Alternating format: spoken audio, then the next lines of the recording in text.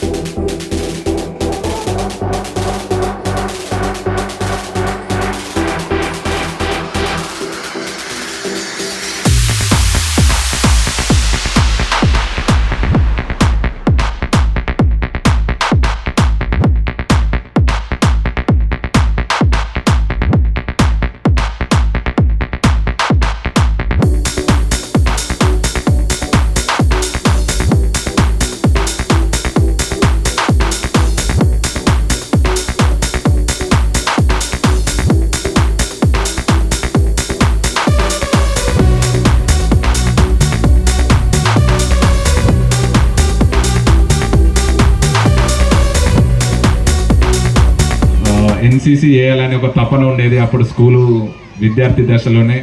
అప్పుడు ఇక్కడ లైలా స్కూల్లో ఎన్సీసీ ఉంది కాబట్టి 8th 9th ఇక్కడ 2 సంవత్సరాలు నేను ఇక్కడ విద్య అభ్యసించడం జరిగింది.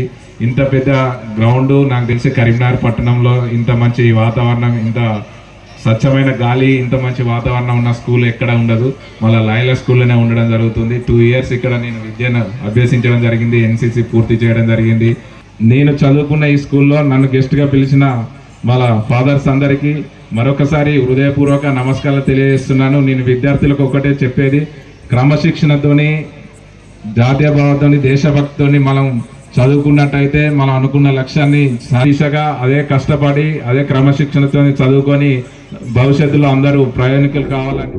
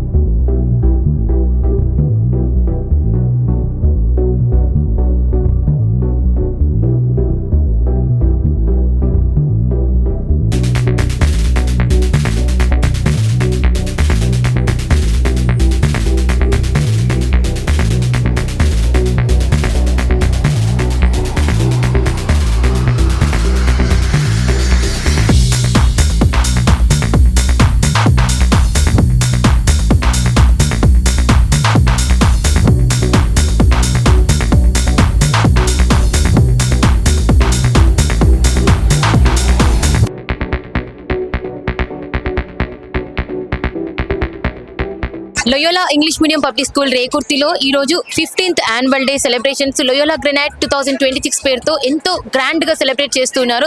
ఇక్కడ ఆ విశేషాల గురించి మనం ఒకసారి ప్రిన్సిపల్ తో మాట్లాడి తెలుసుకుందాము. నమస్తే సార్. నమస్తే. సార్, ఈ రోజు 15th యానివర్సరీ సెలబ్రేషన్స్ ఎంతో గ్రాండ్ గా సెలబ్రేట్ చేస్తున్నారు. ఇక్కడ చూస్తున్నట్టయితే ఈ వాతావరణం చాలా అంటే కోలాహలంగా కనిపిస్తోంది. అందరూ పేరెంట్స్ కావచ్చు, చిల్డ్రన్ కావచ్చు ఎంతో హ్యాపీగా ఉన్నారు. అంటే 15 years నుంచే మీరు దీన్ని రన్ చేస్తున్నారు కదా, మీ ఎక్స్పీరియన్స్ ఎలా ఉంది? Madam, our schools are known for education. In Europe, it is called Masters of Europe because education is the one which really transforms. Loyola సంస్థలు అనేవి చాలా దేశాల్లో ఉన్నాయి. మనం చూసుకుంటే మన భారతదేశంలోనే చాలా శాస్త్రవేత్తలు, అబ్దుల్ కలాం గారు మన స్కూల్లోనే చదివారు. తర్వాత ఇంకా వేరే వాళ్ళు కూడా మన స్కూల్లో చదివి పెద్దవాళ్ళు అయ్యారు.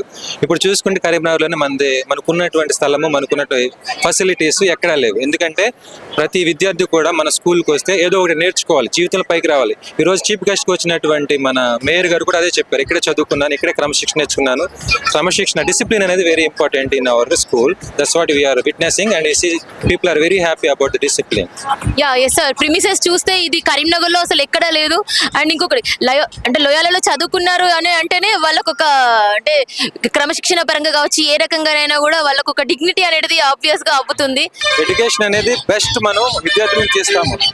ఈ 10th క్లాస్ వాళ్ళని చూసుకుంటే చాలా వరకు కూడా ఈ సంస్థ 2020 నుంచి కరోనా వల్ల చాలా మంది వెనకబడిపోయారు. వాళ్ళని దృష్టిలో పెట్టుకొని ప్రత్యేకమైన తరగతులు నిర్వహిస్తూ వెనకబడిన వారిని శ్రద్ధతో వారిని చదివిస్తూ ఉన్నాము.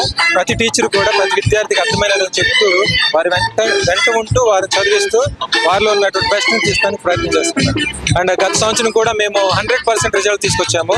దాన్ని పరిగణన తీసుకునే సంవత్సరం కూడా 100% తేవడానికి ప్రయత్నం చేస్తాం మేడం. ఇప్పుడు ప్రజెంట్ ఎంత మంది స్ట్రెంత్ ఉన్నారు సార్ స్కూల్లో? మన స్కూల్లో 520 వరకు ఉన్నారు మేడం. ఇంక ఈ లొకాలిటీలో మన స్కూల్లో చాలా పిల్లలు వస్తారు. ఎందుకంటే మంచి వాతావరణం, ఆహ్లాదకరమైనటువంటి వాతావరణం, స్వేచ్ఛగా తిరగొచ్చు, తర్వాత మంచి గాలిని తీసుకోవచ్చు. ఆరోగ్యపరంగా కూడా మేము మాస్ డ్రిల్స్, తర్వాత ఎక్సర్సైజ్ చేపిస్తూ ఉంటాము.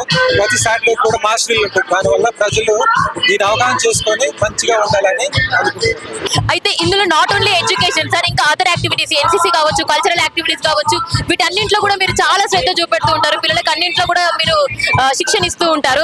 దీని మీద మీ అభిప్రాయం ఏంటి? మేడం, ప్రతి వాళ్ళు కూడా దేవుడిచ్చినట్టు వారం, ప్రతి వాళ్ళు కూడా ఏదో ఒక గొప్ప ఉంటుంది. ఆ గొప్ప ఏమిటి అనేది ఎడ్యుకేషన్.